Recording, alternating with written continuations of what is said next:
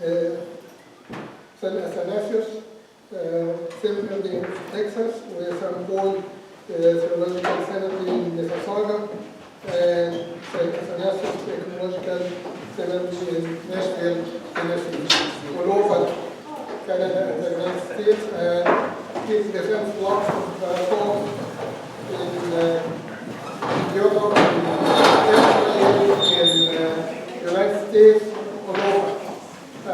Actually, it is great that we were able to take 2 days of this valuable time, and we are trying to squeeze as much information from you as we can in this coming 2 days. I appreciate that you are here.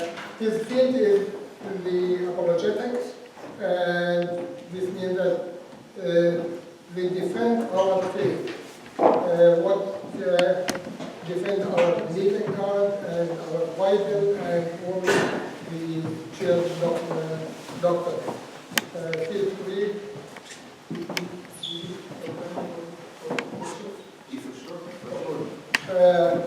We are going here to listen, and also we'll have a chance to ask questions. Thanks for Thank you. Thank you so much. Thank you so much for doing it. Thank you.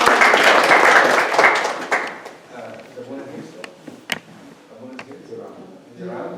Yeah, he just went inside to bring some. Okay, just so that he can say our name of the Father, that's all. He said okay, very good. All right, well, first of all, it's an honor and pleasure to be with you. Sincere honor and pleasure to be with you. I've heard about the church many times, and now I come to see you face to face, so it's a pleasure and a blessing for me to be with you and to learn from you as well. So as Dr. Mehdi said, this is, I'm sure many of you have heard of apologetics and what the word means. No? Some may have not. Apologetics is defending the Christian faith. To defend the Christian faith. Now, it is important, very important, and essential in this day and age for servants to be equipped with answers to difficult questions that come their way from their kids, whether spiritual kids or even biological kids. You see, so we get a lot of questions. As a matter of fact, Dr. Mehdi gave me a list of 25 questions that I brought with me. Very, very good questions. And I think these questions came from kids and servants.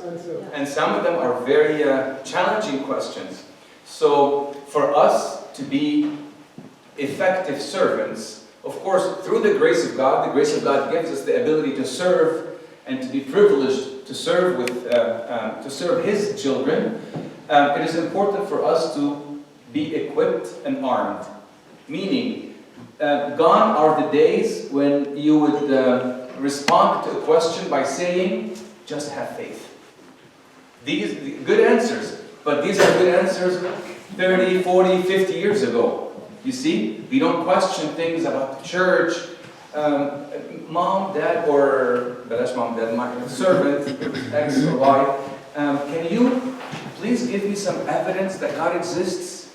What are you talking about? God does exist. We don't ask questions like that. Gone are the days when you respond with such answers. We're supposed to now have a dialogue, intellectual, logical conversations with our children because of the environment and the age they're growing up in. It requires us servants to completely transform, overhaul the method or the methodology we were served and we used to serve with. You see, do you all agree? Are you with me? Yeah. So the reason why I'm here to, first and foremost, to take the blessings of the church and of Abuna and of each one of you, and I sincerely mean that. Secondly is to equip you with some knowledge, information, so that we can be more effective in our ministry. Sounds good? For us to do that, what must we do first? I think you all can see the screen. Okay, very good. So there's so much I wanted to share with you, so I'm going to take bits and pieces. First, I will address the challenge that we in the West, I'm going to say the West as a general statement. I live in San Francisco, I live in the US, lived there for 35 years. But I'm sure Winnipeg is not any different from the challenges we have in the US. So when I'm going to say the West, inclusive of the US and Canada. The challenges to our faith, what are these challenges? And what are the challenges as servants that we have in this day and age? Keep in mind, in this current day and age, this current era. And how, more importantly, how then can we address these challenges? And what shall we do with our kids so that we can become effective in our ministry? Let's first and foremost go through the challenges. I will give you a statement, and by the way, I hope this will be more of a conversation. So I'm not here to lecture. I would like to have a dialogue. Like I said earlier, I'm here to learn from you as well. So it's a two-way street. If I were to tell you Christianity has been under attack in recent years, would you say yes or no? Yes. Absolutely yes. And if you say no, then you've been living under a rock somewhere. But yes, it has been under vicious attack in recent years. Can someone give me some examples? Examples. In the media or in politics, in the world of academia. Give me some examples. Very good. No more Merry, I don't know if in the US, you say Merry Christmas, people will frown and what do you talk? What's Merry Christmas? Happy holidays. Yes, what else? How dare you say homosexuality is immoral? Very good. Very good. You become a bigot, you become a fanatic. Excellent. Excellent. Actually, know the name of God and use the G word, it's very essential and basically more over. Good. It's not good enough. They're actually using the G word instead of God. Yes. This is one of the essential when we're changing the nature of the Christianity. Yes. And basically when they speak of holy cow and stuff like that. That's Yeah. very, very essential. Excellent. What other? Yes, sir. Anything in the media when we talk about nature, we talk Mother Nature. Mother Nature. One time I think I wrote something on Twitter. I tweeted, I said, atheists would often admire Mother Nature.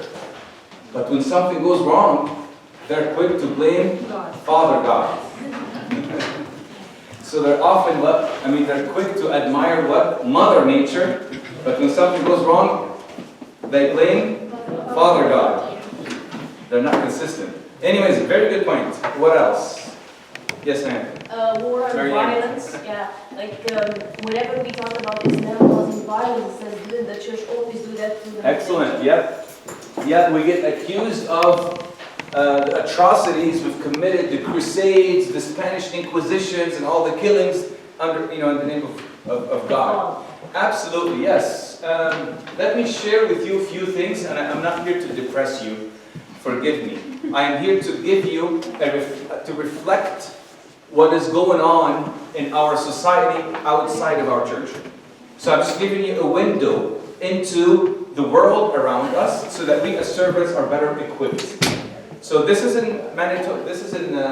Manitoba. Yes, you can see it. Humanists, atheists, and agnostics of Manitoba. This is our backyard. Okay? Don't believe in God? Don't worry. You're not alone. This is a billboard somewhere. I don't know if you've seen it or not, but it's somewhere close to us. The Winnipeg Free Press says, just like Santa Claus, the atheists are coming to town.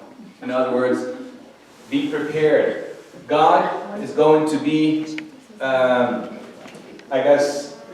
dismissed. I call this era, I came up with a name. I call this era the second fall, or this last decade. You know why the second fall? The first fall is when God dismissed Adam and Eve from His presence. The second fall is when we return the favor. In other words, we are now dismissing God from our presence. So we don't want to hear anything about God anymore. As Christians, we observed this secular transformation in the media, politics, in academia. This is a pretty big one. Academia. I have a 14-year-old and 11-year-old, Maybe San Francisco is a little more liberal than here. It's okay, yeah, it's the same. It's very okay. That's good to. I mean, that's not good to know, but I mean, okay. So we have my son a couple of months back comes and says, "Well, Dad, you know, my biology teacher is teaching us about evolution." I said, "Good. What is she saying?" Well, she's saying that this is where we all came from, and evolution is not scientifically proven fact. It's no longer a theory to be, conclusively proven. Evolution. God has now, like I said, has been dismissed. Homosexuality, as you mentioned, has been very rampant. And keep in mind, San Francisco again is famous for a few things here and there. You know him. Science, entertainment, family. All of these different facets of society are reflecting this cultural transformation from a Christian to a post-Christian worldview. From Christian to what? Post-Christian worldview. J.P. Moreland was an author and a theologian, or studied theology, I should say. He said, "A major cause of our current crisis in the West consists of a worldview shift from a Christian understanding of reality and truth to a post-Christian one." Now, where does all this take place? Yarfin, when you have an earthquake, where's the epicenter of this earthquake? It's there. College campus. College campus. There's a statistic. You can look it up. Barna.org. You're familiar with it? No. Barna. They are in the center. Oh, you're in college. Secretary You're in the epicenter. So okay. I will say it anyways, but this doesn't apply to you. Barna.org, a pollster, surveyed 10,000 professed Christians in high school. 75%, that's 3 out of 4, that's a lot. 75% will move or will depart away from their faith in their first year of college. Now, out of 10,000, I'm saying this doesn't apply to you guys. I'm second year, so... You're past the difficult stage. Why is that? Because college is a vicious, ruthless environment to be able to remain steadfast in what you believe in. If you were on shaky ground throughout elementary, middle, you guys have elementary, middle, high school? Yes. Okay. If you're not on solid ground in these years, you're gone.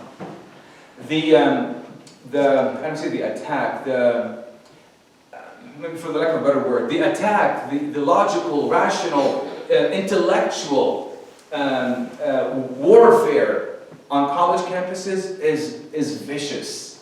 And I see the results. And I've been in this ministry for almost 15 years, and I talk to so many youth across the world, and I see how many college kids would come and say, "You know what, I just don't believe in what I used to believe in anymore." Why, Habibi? Well, you know what, because I go to my servant, forgive me, I'm just saying what they say. I go to my servant and I ask them questions, and they just don't have an answer for me. You know what they say? Just have faith. And you know what? My college professor, who stands behind the podium, he speaks very eloquently and with much credibility. He makes a lot of sense. But my church is not giving me the answers I want. So what do? I'm going to follow him or her who makes more sense. Forgive me, I'm telling you exactly what I hear. Hundreds of college kids come and tell me that. We don't want that to happen here. And I pray that wouldn't be the case. That's why we want to have more meetings like these, apologetic training and so on and so forth. So is it coming from the faculty members or from the peer? Both. Excellent question. Both. So here is the warfare that really attacks at the core of first-year college kids or students. Intellectual and moral. Intellectual from the faculty members. Ideologies that are foreign to me. And moral warfare from the peers. Go out drinking, partying, all of that. That's college life. So unless you have good solid ground, is of course through the grace of God and through our ministry, we're taking a big risk. So that's why I'm saying, I always say, ministry, service in this day and age is a challenge. With the grace of God, it's not a challenge anymore, but we must be able to live up to the responsibility that we have, ministering the children of the King. I always used to say this, and I will say it again. I was having a meeting with the servants the other day, and then I was thinking, you know what? We love Saint Arsenius. Remember Arsenius? عارفين كان بيعمل شغلات كانت ايه؟ معلم أولاد الملوك. إحنا as servants are even greater than Saint Arsenius. You know why? Because إحنا معلمين, not the children of the King, the children of the King of Kings. So if you think about it, it's a responsibility and it's a privilege. So it's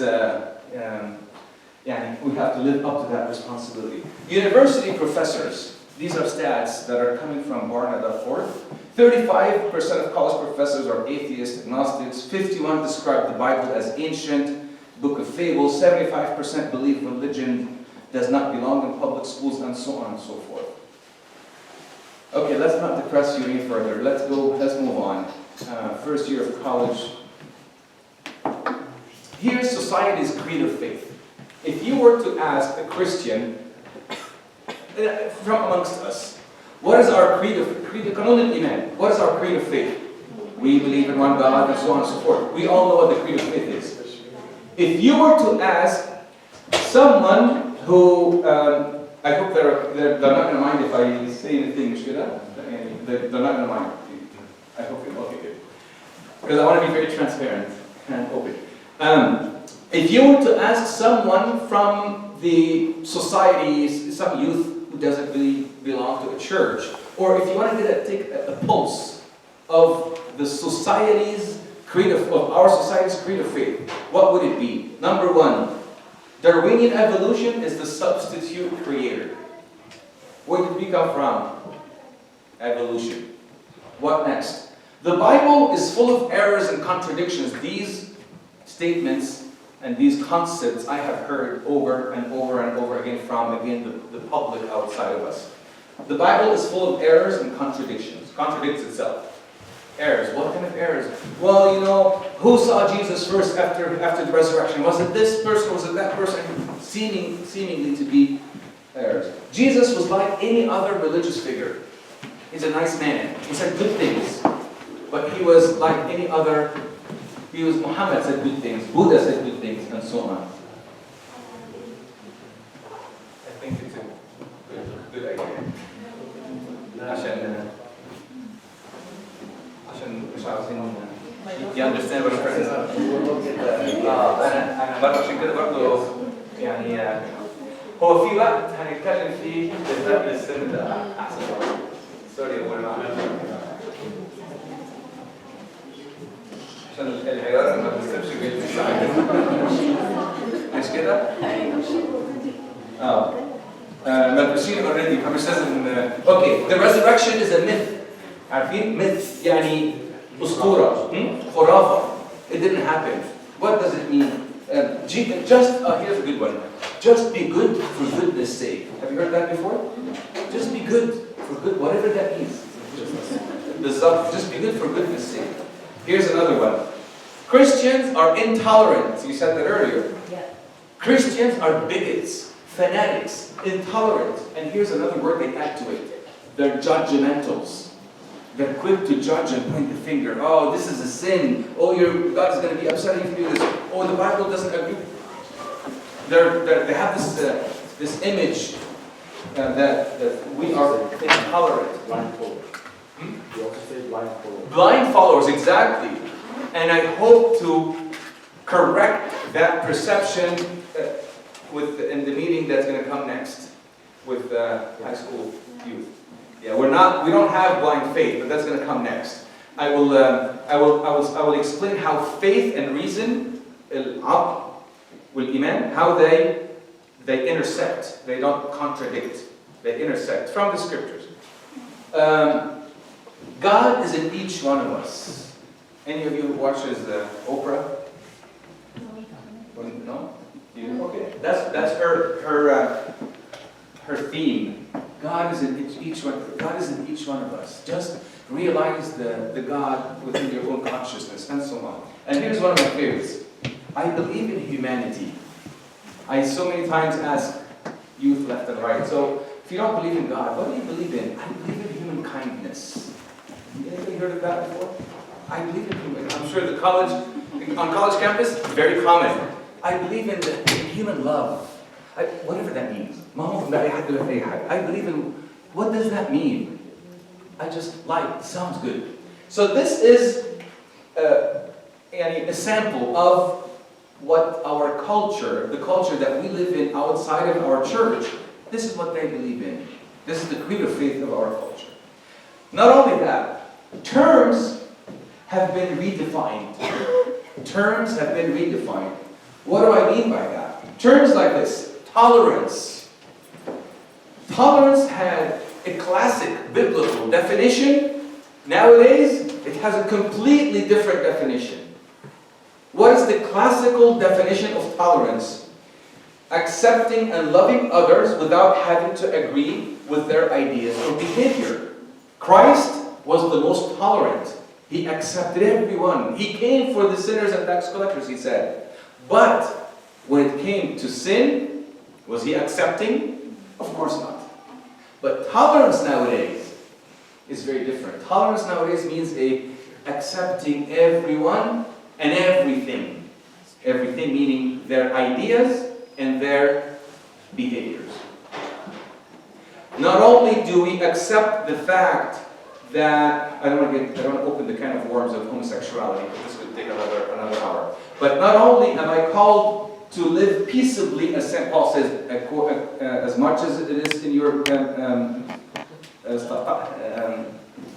much as it depends on you, live peaceably with all men. So not only am I called to say, okay, fine, if you're homosexual and I'm not, I'm now called to accept it, and better yet, to celebrate it. You see what I'm saying? To celebrate it. So tolerance has taken a very different definition in this day and age. One more. I have like 12 of these, but I'm just giving you samples of everything. Moral judgment. The classical biblical definition would say certain things are morally right and wrong, as determined by the moral lawgiver, who is God. This is right, this is wrong, and we have a standard of truth. Now, moral judgment in our culture's definition says we have no right to judge anyone.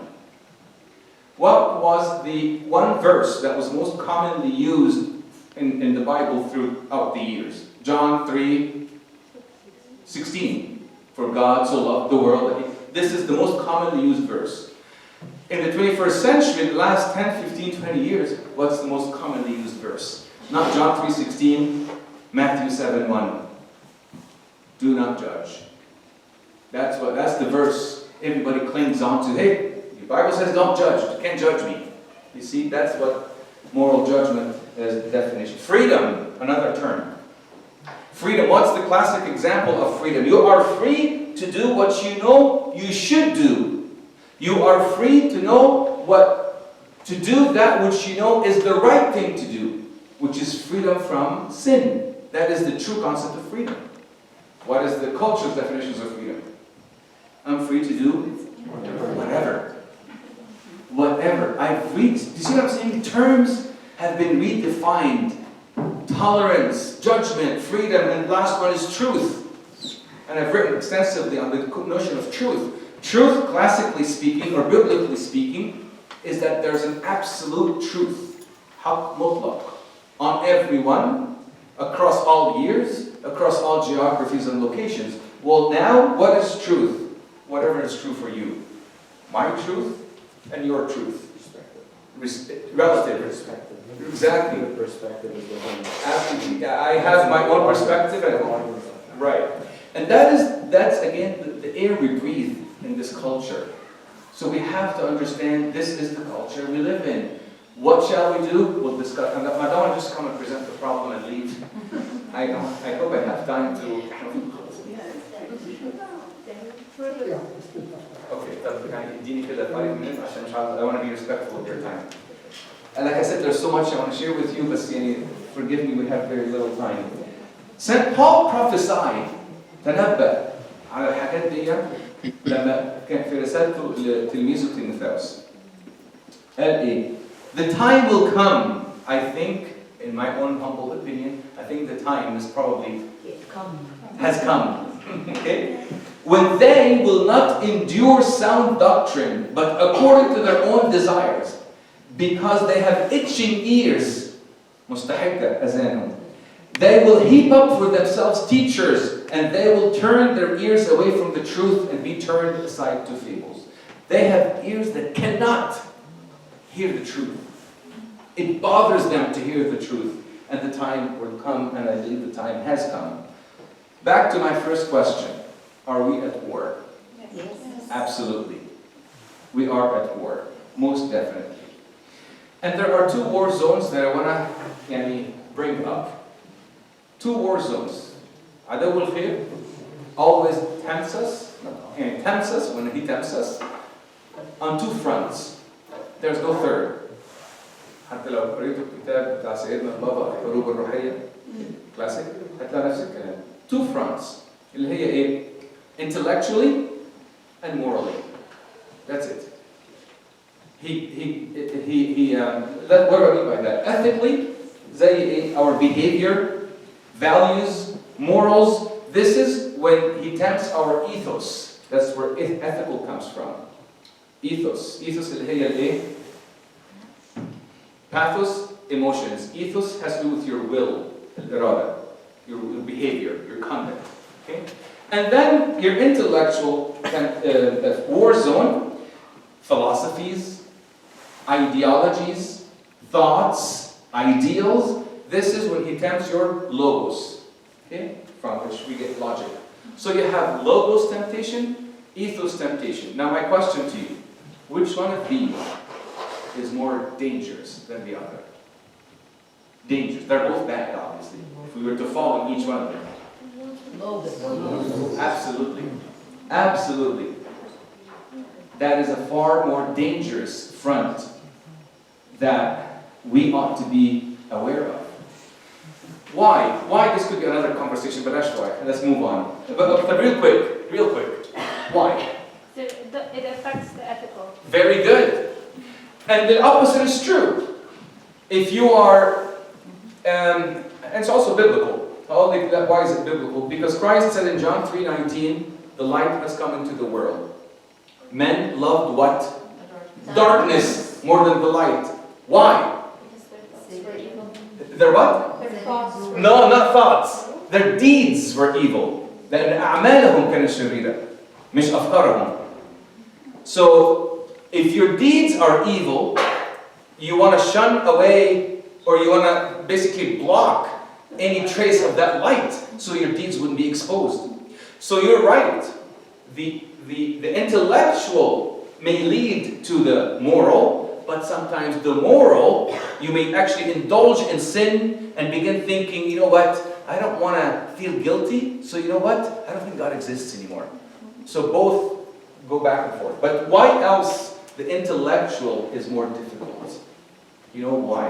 Everywhere. It's everywhere.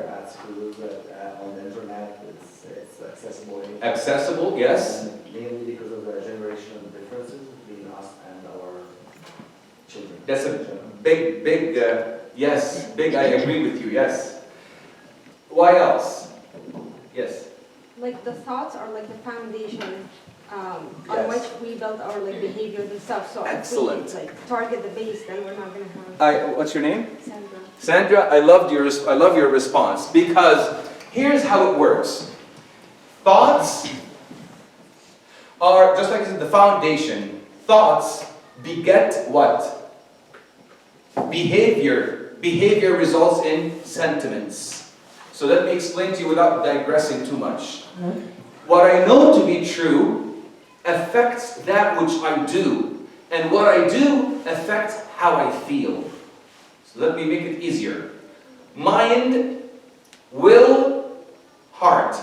One depends on the other. You want to feel good? Don't go to a psychologist. Do the right thing. Y'all know what No, anyway. Okay. You want to feel good?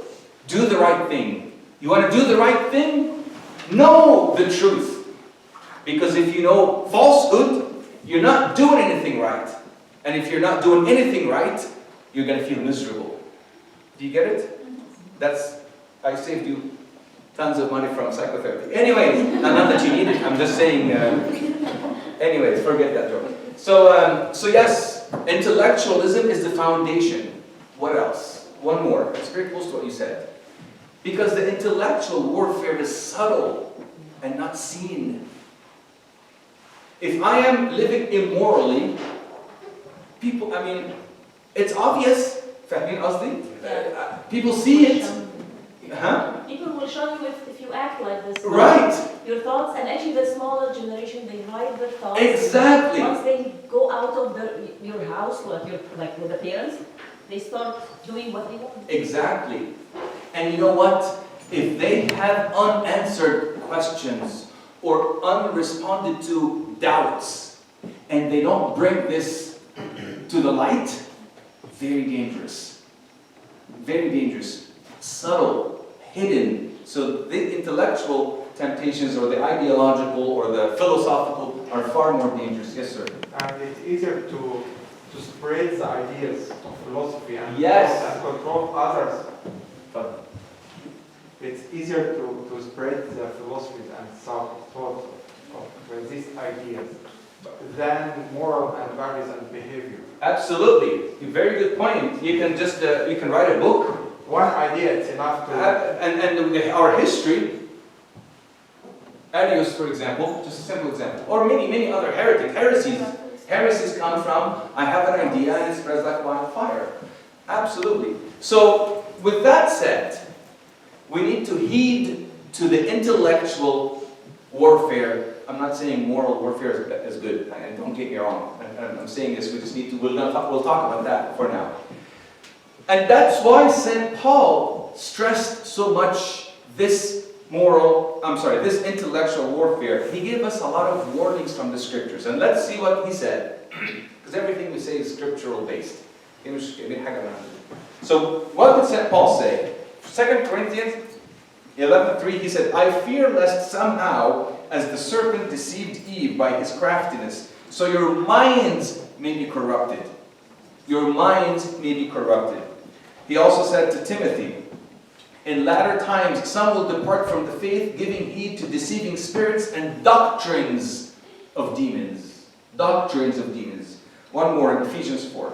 We should no longer be children tossed to and fro and carried about with every wind of doctrine. You see how he stressed doctrine, teachings, minds. And lastly, in Hebrews, do not be carried about with various and strange doctrines. Now my question to you.